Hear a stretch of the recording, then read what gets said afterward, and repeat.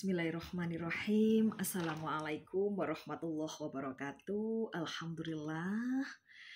Semoga sahabat TFPM Avicenna Malang semuanya senantiasa sehat dan dalam keberkahan selalu. Alhamdulillah.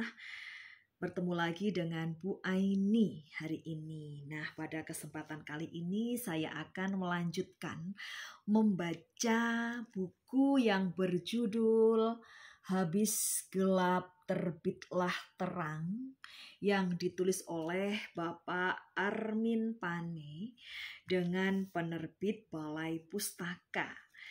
Dan saya akan melanjutkan untuk membaca di halaman 5. Hal ihwal hidup Kartini. Teranglah kiranya semangat yang ada di sekeliling Kartini di dalam kalangan keluarganya. Meskipun demikian majunya, tetapi didikan anak-anak gadis masih sedikit juga. Jika dibandingkan dengan anak laki-laki yang diizinkan belajar sesuka hatinya.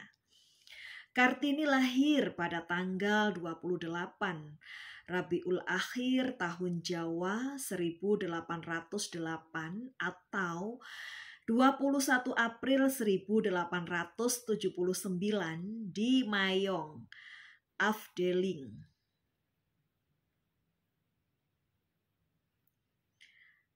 Jepara, ya, di sini adalah Kabupaten Jepara.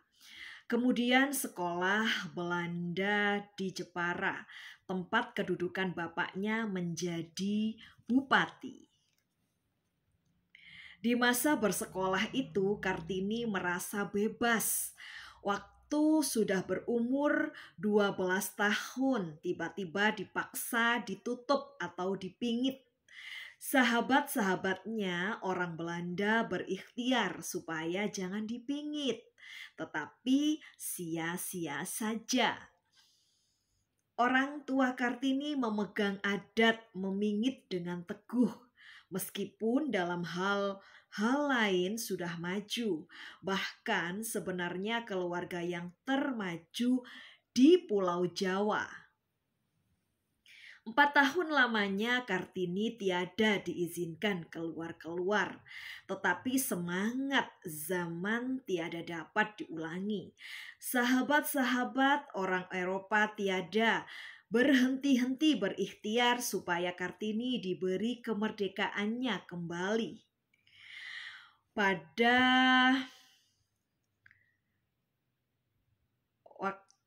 umur 16 tahun pada tahun 1895, bolehlah dia melihat dunia luar lagi. 6 bulan kemudian diizinkan pula keluar sekali lagi, kemudian dipingit lagi, tetapi baru dalam tahun 1898 diberi kemerdekaan dengan ofisial. Nah, dengan ofisial di sini maksudnya adalah resmi, ya, resmi diberikan kemerdekaan. Bahkan diizinkan turut bepergian keluar tempat tinggalnya. Sudah tentu mendapat celaan dari orang banyak, tetapi Kartini belum puas. Dia hendak berdiri sendiri supaya tak usah nikah. Ini di halaman 5 ini, ya.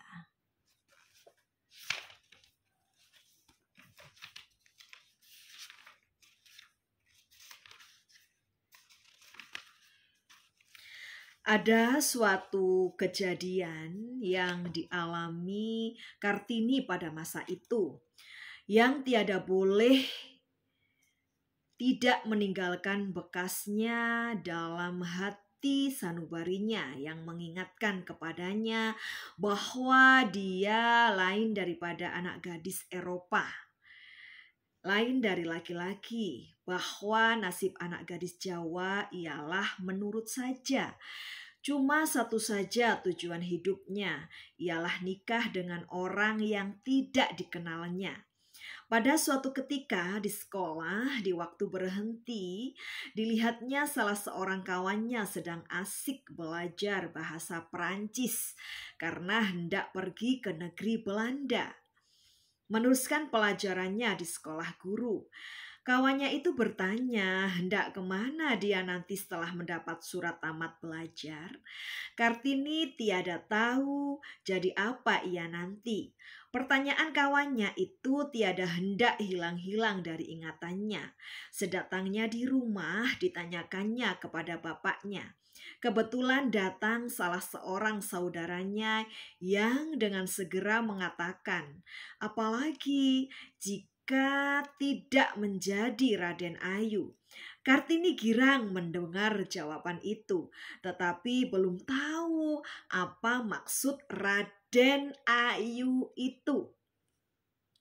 Diawas-awasinya keadaan di sekelilingnya, tampaklah dia beberapa banyak Raden Ayu, kemudian diselidikinya keadaannya. Banyaklah yang diketahuinya tentang nasib Raden Ayu itu. Karena itu timbullah semangat dalam hatinya, tidak suka menjadi Raden Ayu, tidak suka nikah dengan orang yang belum dikenalnya.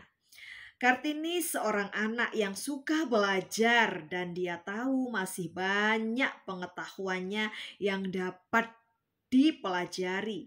Dia tiada hendak kurang dari kawan-kawannya anak gadis Eropa dan saudaranya yang menjadi murid H.B.S.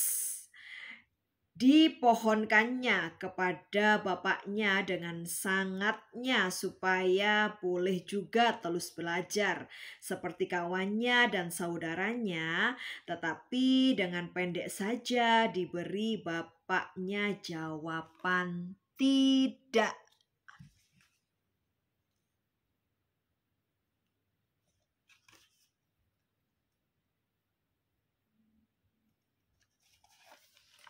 Ini ada gambar ya. Gambarnya ini yang atas itu disitulah dahulu rumah tempat R.A. Kartini lahir. Gambar bawah yang dipayungi itu tempat menanam tembuli atau ari-ari. Foto ini diambil dari Bupati Jepara dan R.A.A. Sukahar. Ini ada gambar atas dan bawah. Ya. Walau waktu itu dipingit, sangatlah sepinya rasa Kartini. Pada mulanya masih datang-datang juga kawannya yang hendak ke negeri Belanda itu. Tetapi kemudian tiada datang-datang lagi. Karena sudah berangkat ke negeri Belanda. Kartini pun tiada berkawan lagi. Lebih terasa sepi dan sunyinya kehidupannya. Remuk redam rasa hatinya melihat adik-adiknya boleh pergi ke sekolah. Dengan bebas boleh pergi keluar. Beberapa lamanya diteruskannya belajar sendiri. Tetapi terasa tiada gunanya dengan tiada bergurau. Untung masih diizinkan membaca buku-buku bahasa Belanda dan menerima surat-surat kawannya orang Eropa. Itulah yang sedikit-sedikit memberi kesenangan kepadanya. Kartini merasa sepi di tengah-tengah keluarganya. Kartini anak yang kelima, yang sulung adalah Raden Mas Sosroningrat, di bawahnya adalah Pangeran A. Sosrobusono yang menjadi bupati di Ngawi. Sesudah itu Raden Ayu Cokro Adi Sosro dan Drs Raden Mas Sosro Kartono.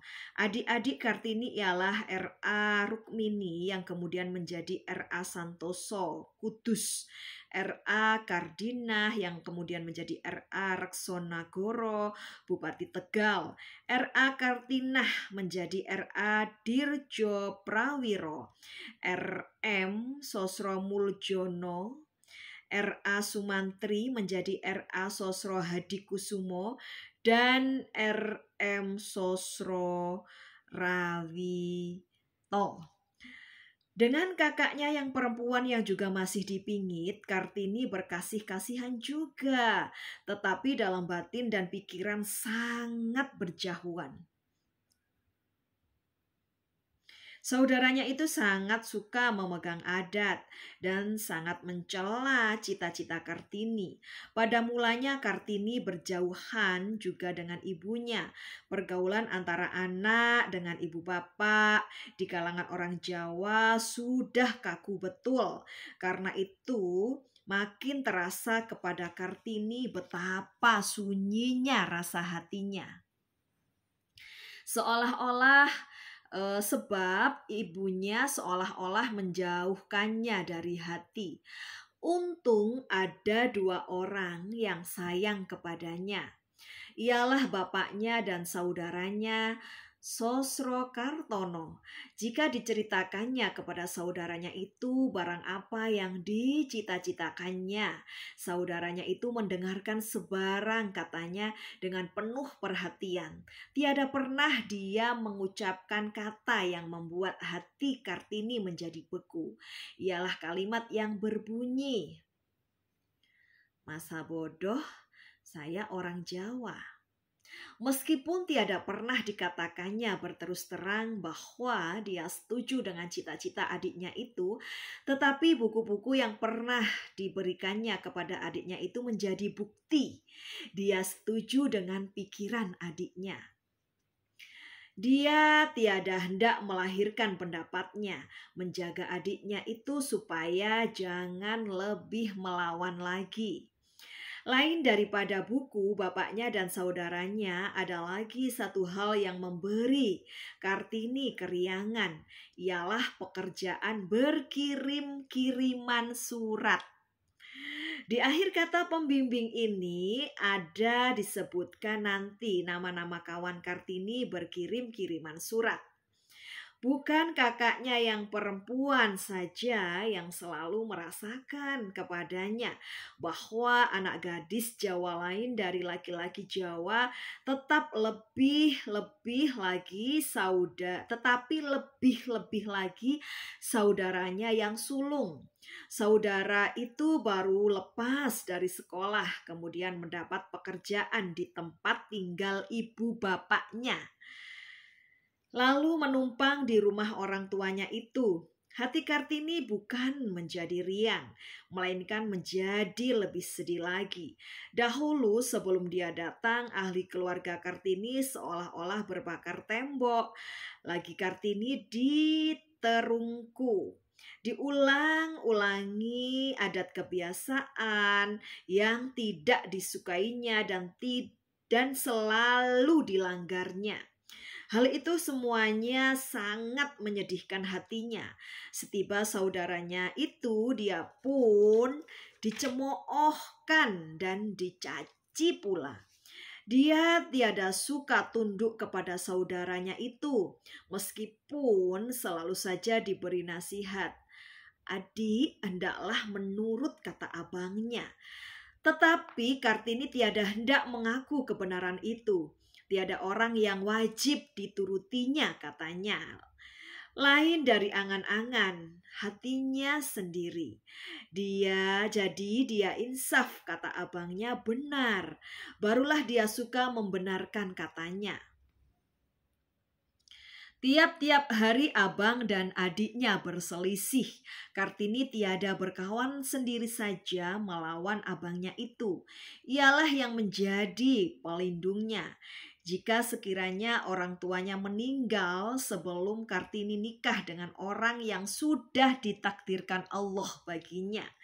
Jika ada bapaknya, abangnya itu tiada hendak mencemoohkannya, sedang Kartini merasa bermalu dan tiada suka mengadu-adu. Ahli keluarga yang lain membiarkan abangnya itu meskipun mereka tahu Kartini yang benar. Anak gadis tiada boleh melakukan hak jika hak laki-laki tersinggung. Yang boleh menjadi hak Kartini ialah barang apa yang diizinkan abangnya itu. Kemudian Di kemudian hari, kelap kali hal itu diingat Kartini. Taulah dia apa sebabnya laki-laki itu loba akan hak, cuma dirinya sendiri saja yang dipikirkannya. Dari sejak kecilnya sudah diajari supaya memikirkan keperluan dirinya sendiri saja. Ialah oleh ibunya sendiri. Di masa kecilnya itu sudah pula diajari berlaku kepada anak gadis. Seolah-olah anak perempuannya itu lebih rendah derajatnya dari laki-laki. Ibunya, saudaranya perempuan, semua ahli keluarganya perempuan, demikian pikirannya. Tetapi hati Kartini selamanya melawan, tiada suka mengaku kebenaran kata mereka itu.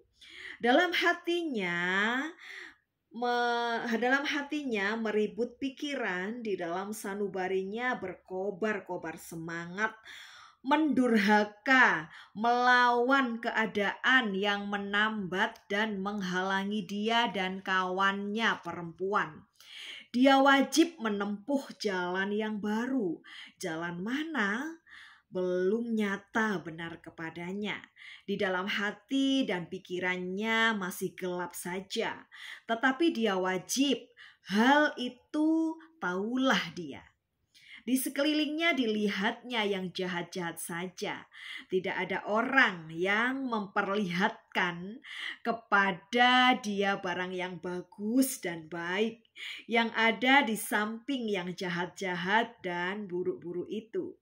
Kartini sayang akan bapaknya, tetapi tiada dapat mencurahkan barang apa yang membuat hatinya mengharu biru, karena sudah menjadi adat kebiasaan orang Jawa. Anak dan orang tua tiada rapat pergaulannya. Kartini tiada suka bergaul jika terpaksa, karena manusia itu hanya menertawainya saja.